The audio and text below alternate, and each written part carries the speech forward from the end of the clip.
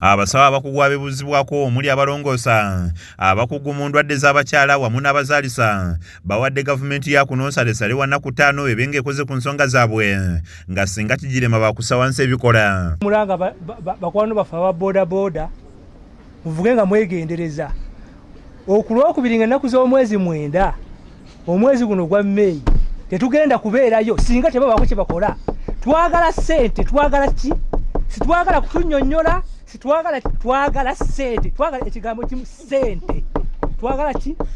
Era bwe bagaana singa olwokubiri kavu n'abatanda ku lwokubiri ne batabaako kye bakola kajja bajjuutuka. Bano nga bakulembeddwamu Dr. Ismail Mwesige omukugu mu kulongosa abagudde ku bubenje wamu n'ebizibu ebitalinda mu bibagala bikolebweko omwe muli n'ekyokubongeza omusaala ensimbi eziwera ddala obukadde 5 kwezi babadde bafuna wamu n'okukyusa ekyo kye babayita okwongeza emisaala gy'abakozi.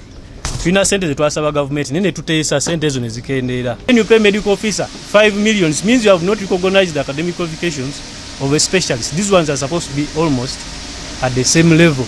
Dr. Mwesige era agamba nti baagala ensimbi ze balina okufuna zisibwe mu mbalirira y'omwaka gw'ebyensimbi ogwa 2023-2024 enaatera okuyisibwa. Gavumenti kye yeetaaga kwe kwongeza bajeti ya minisitule y'ebyobulamu ebawe ne ssente basobole okuteeka abasawo bano mu bifo bino. So singa ekyo kiba kikoleddwa Honorable Chris Baliomusi kyagamba nti abasawo bajja kwongera okufuna emirimu kijja kusobola okutuukirira naye kati ye Dr. Irini asaba nga mukugu mu kuddabiza abafunye obulemu naddala obuva ku bubenje agamba nti emirimu gye bakola mingi ddala okusinziira ku musaala ogubaweebwa ng'onayagala bafuneyo kyennyini ekijja mirimu gye bakola.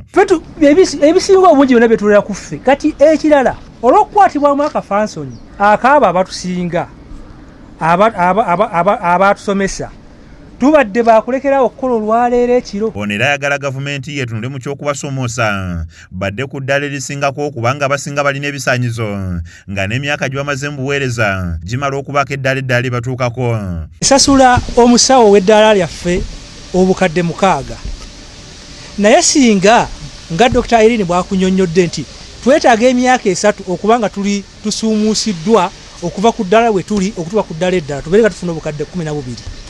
Naye nti akugenda nti emyaka gigenderera ne mu kusuumusibwa ne tuyitawo ne tukubisaamu n'emirundi nga5 nga teri kusuumusibwa. So kye tugamba nti ekwate ssente ezitujaamu ezituwe nga bwe tulinda kiri. Dr. Lubega Robert nga yakulira abasawo bali mu kugezesebwa ku ddwaliro ekkulu ery'Emulago agamba nti obukadde 11 abasawo ze basaba ntono nnyo bw'ogeraageranya n'emirimu gye bakola omuli n'okusomesa bannaabwe. Amount of money which is required to ensure that their salary discrepancies are corrected for them to get the amount of money which is befitting their qualification and the amount of work they are doing.